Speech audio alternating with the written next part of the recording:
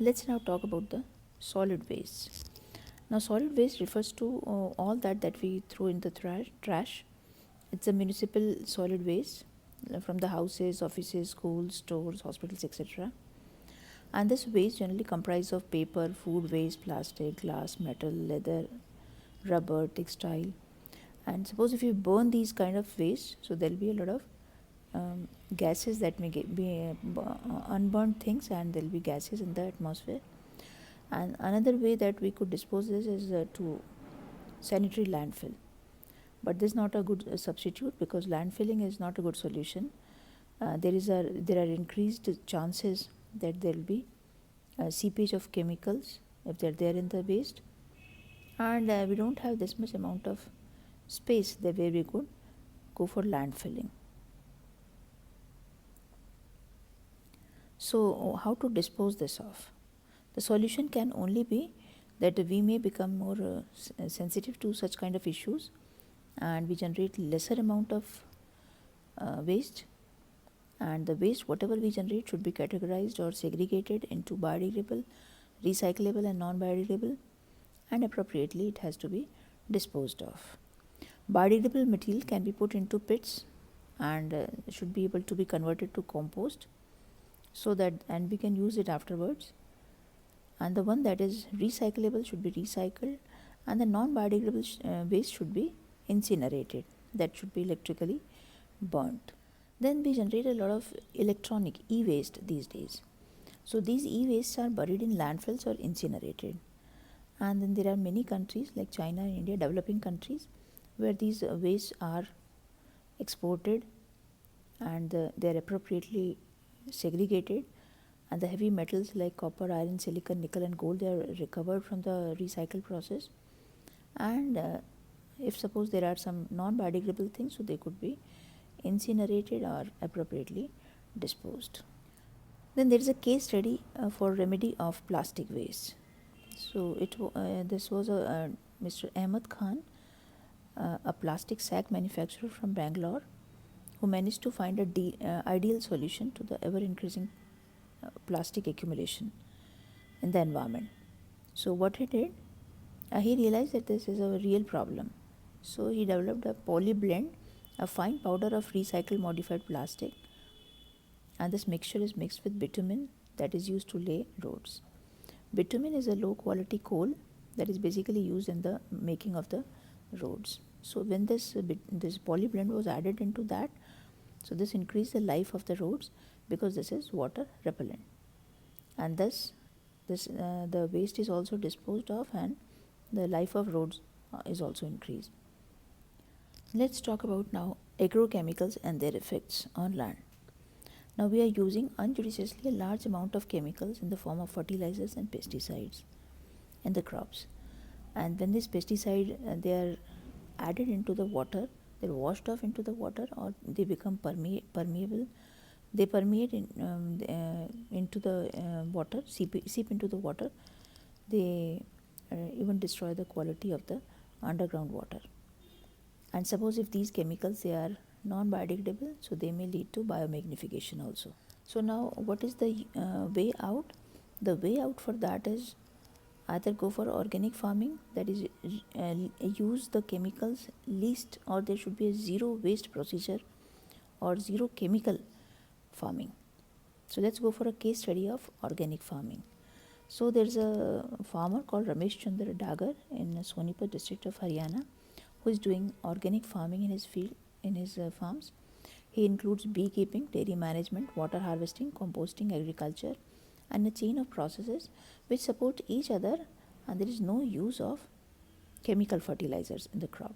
In fact, he used the cattle excreta dung as manure, and this crop waste is used to create compost, which can be used as a natural fertilizer or can be used to generate natural gas for satisfying the energy needs for the farm. And he is very enthusiastic about spreading information and help on the practice of integrated field organic farming, and he has created a Haryana Kisan Vikas Welfare Club with a current membership of 5,000 farmers. And how to dispose of radioactive waste. Now radioactive waste from the nuclear reactors or from the research labs they may pollute the surrounding, and radioactive things, they are causing mutations at a very high rate, and there are high doses from the nuclear radiation is lethal also. So let's see how what are the previous historical problems that have already been caused. There was a 3 Mile Island and the Chernobyl incident, and recently it was in Japan also, that the radioactive chemicals they were into the surrounding, and they were causing problem. So what is the safest way to dispose of radioactive waste? That they should be buried deep into the rocks in a suitably shielded containers, and these containers should be made up of lead. This is the only way out. Let's see the greenhouse effect and the global warming, another burning issue these days. Now, what is greenhouse effect? Greenhouse means glass house where we are growing plants, especially during the winter. Now, because a glass house is a type of a covered area where the plants are kept so that the hot and humid conditions could be created. Glass acts as a light heat trap. So once the sun rays they get in, they are not allowed to go out. So this becomes heated up. Similarly, the atmosphere around the earth acts like a shield, and this acts like a greenhouse gases chamber, and this will not let the heat escape from the sun.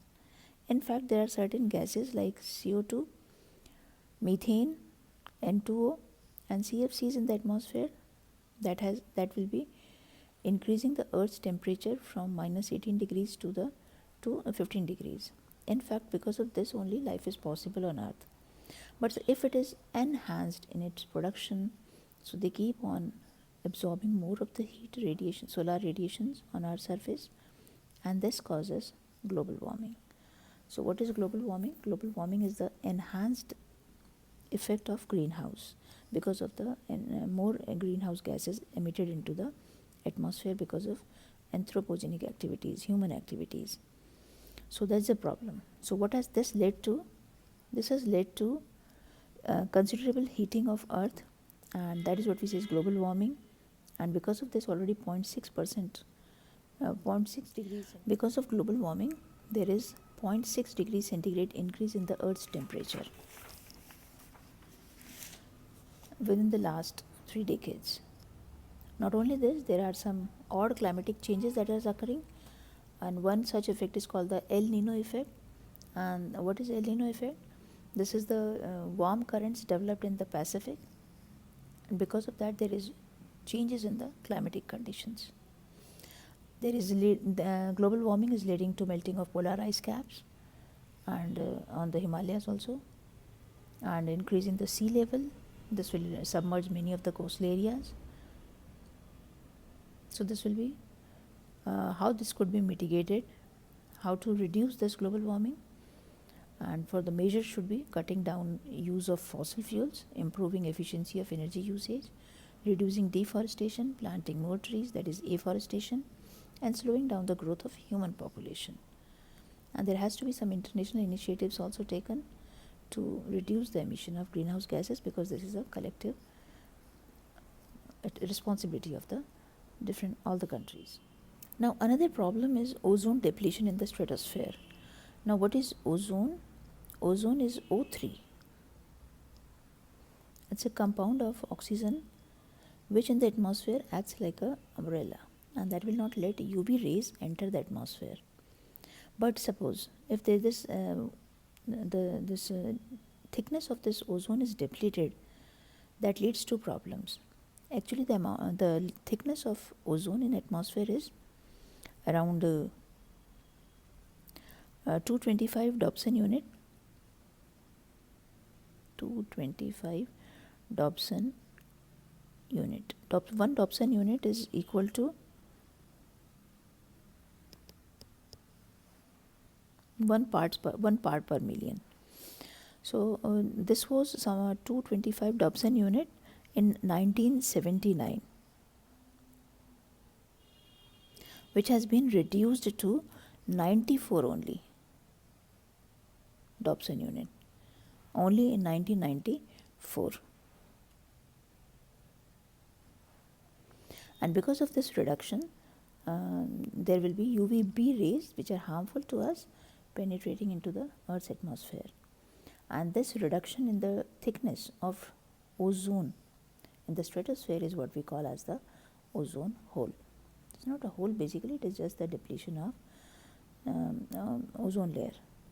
So because of this, now what is happening, that the UVB rays which are harmful to living organisms, they are penetrating into the Earth's atmosphere, and these may lead to mutations when they come in contact with skin. This leads to aging of skin and cause skin cancers, and when absorbed by the cornea leads to the inflammation of cornea, that is called the snow blindness or cataract. So recognizing all these problems, there was some international efforts. There was an international treaty called Montreal Protocol that was signed in Canada in 1989. That was effective in 1989 to control the emission of ozone depleting substances. And now these days we are not using CFCs. Their use has been now reduced. Actually, CFC means chlorofluorocarbons, and these chlorofluorocarbons will be emitting the chlorine gas, which acts as a chloride ions acts as a catalyst, and they break this ozone into oxygen and nascent oxygen. This nascent oxygen is very reactive, and that is the problem. Now, after green revolution, there are some other problems that have occurred, and it is not because of the addition of some pollutants, but because of improper resource utilization practices, which has led to soil erosion and desertification.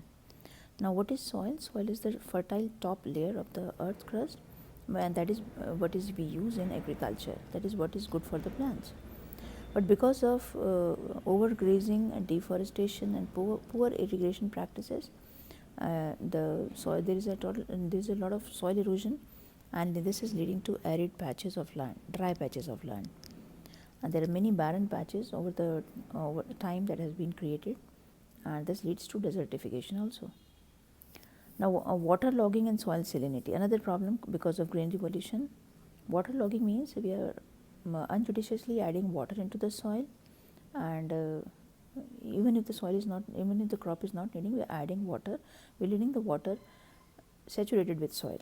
So what does that lead to? That leads to drawing of the salts on the surface of the land, and because of this, the salt will be deposited in the surface, and when the water percolates down, the salts remain on the surface, and they are causing problem to the crop of the growth of the crops. Now, this is all problematic to the farmers, and maybe in the coming time period, the land is not usable for the agriculture purpose. Another such problem is deforestation. Now, this is conversion of forested area to non-forested area. 40% forests have been lost in the tropics compared to only 1% in the temperate. The forest cover is depleting at a very sharp rate. According to the National Forest Policy 1988, which recommended that India it has to be 33% of forest cover for the plains and 67% of the hills, but this has been reduced considerably. Now, how this deforestation occurs? What are the reasons given? It is one of the basic reason as per the book is jhum cultivation and the slash and burning agriculture.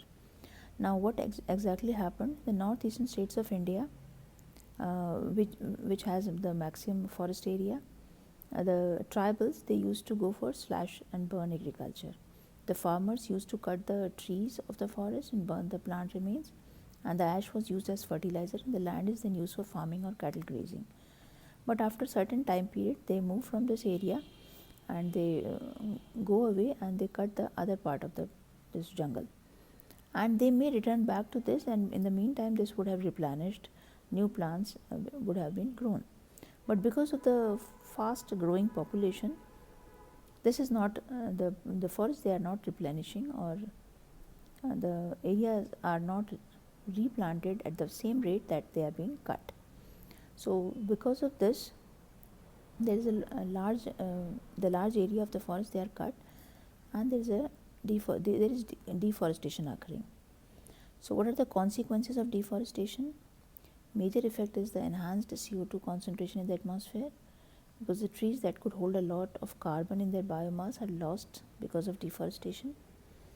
Deforestation also causes loss of biodiversity. The first is that there's a large amount of deforestation leads to enhanced CO2, and the second is the loss of biodiversity, because as the forests they are cut, so obviously the organisms which are dependent on the forest will also be gone, and this also disturbing the hydrological cycle, and this is indirectly leading to soil erosion and many problems like desertification. So what is the remedy? How to mitigate such problems? Reforestation, afforestation are the two basic ways. Let's study a case, and let's go for a case study of the people's participation in the conservation of forests. So in 1731, the king of Jodhpur in Rajasthan asked one of his ministers to arrange wood for constructing a new palace. The minister and workers went to a forest near a village inhabited by the Bishnois to cut down the trees, and this was the Bishnoi community, which are known for their peaceful coexistence with nature. They would not let the king's men to cut down the trees. And this Bishnoi woman, Amrita Devi, she showed extreme courage by hugging a tree and will not let the tree cut. The tree mattered much more than her own life, and she died in the process. 3 of her daughters and hundreds of other Bishnois followed her, and they lost their life in saving the trees. So the government of India has now instituted an award after her name, Amrita Devi Bishnoi Wildlife Protection Award, for individuals or communities from rural areas that have shown extraordinary courage and dedication in protecting wildlife. Another such instance is of Chipko movement in Garhwal. In 1974, local women showed enormous bravery in protecting trees from the acts of contractors by hugging them. People all over the world have acclaimed the Chipko movement. Then it was the government who realized that the forest couldn't be managed alone by the government. In fact, there has to be joint forest management, JFM, and the government should work with the local communities for protecting and managing forests, and in turn the locals will also get the benefit from the forests.